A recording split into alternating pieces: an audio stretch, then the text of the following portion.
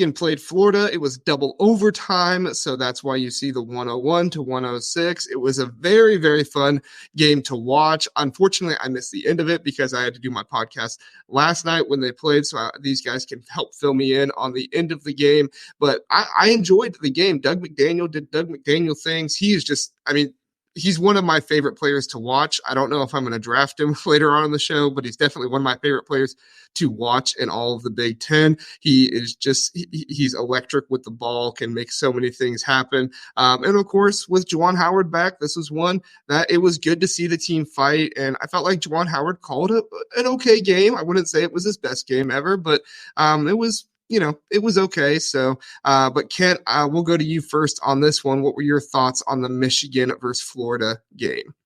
Yeah, I thought it was a good game. It was a fun game to watch. I do have to disagree with you on Juwan Howard, though. I think that to me, he's the worst coach in the Big Ten, and it's not even really close. If you watch their offensive sets, a big part of their offense is dumping it into the mid post area and guys just taking fadeaway shots.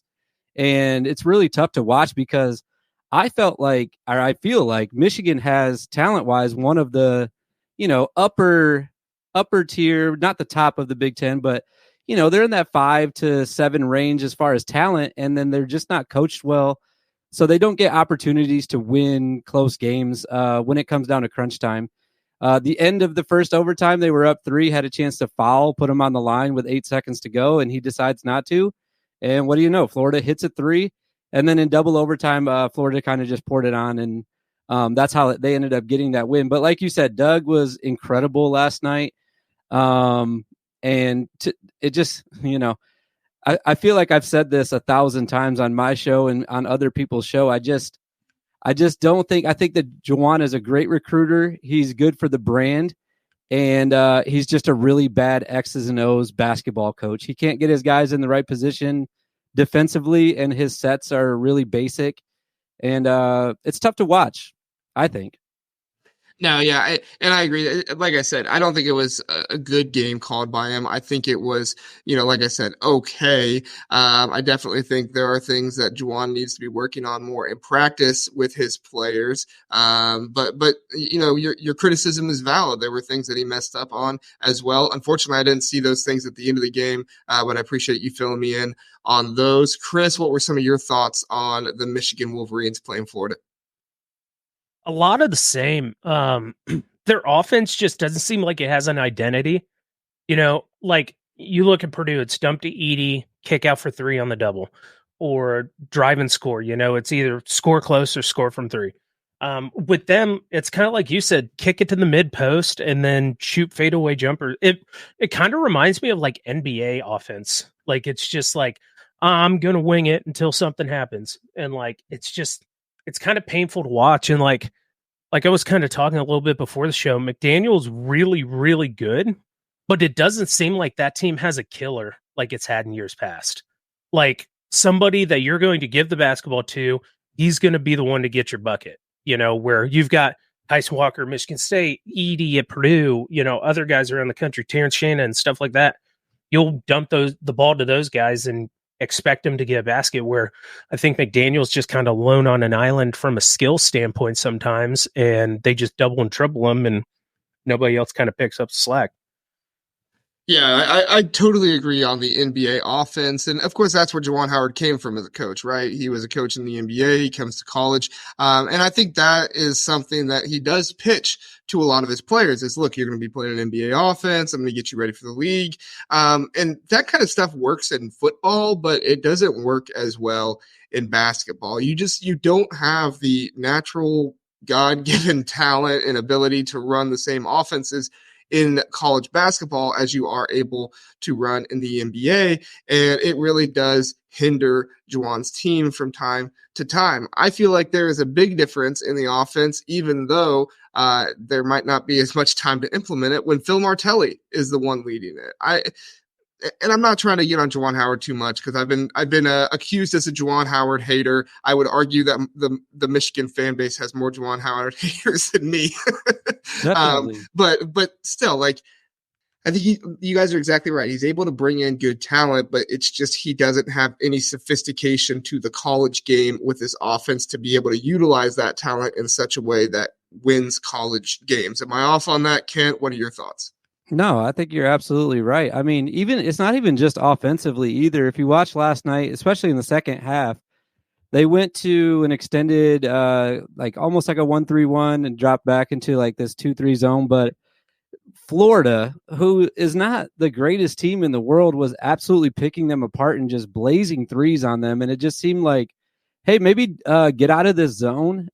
It's his man-to-man defense. That's why he goes to a zone, is because he doesn't teach the correct principles in man-to-man defense. Guys get beaten off the dribble all the time, so he has to go to the zone. And then I saw guys last night getting beat off the dribble in a zone. That should never happen. Mm-hmm. I don't know what was going on with that, but yeah, it's both sides of the ball, really. Though it's just a really basic offense and a not very well coached defense as far as just basic principles. It started with his son last year. I mean, that's really where it got like highlighted for me. Is with, I'm thinking of Jace right now, but that's not his son. Jet. When Jet was on the team last year, I mean, he was never in the right spot defensively. I don't know how he got drafted so high.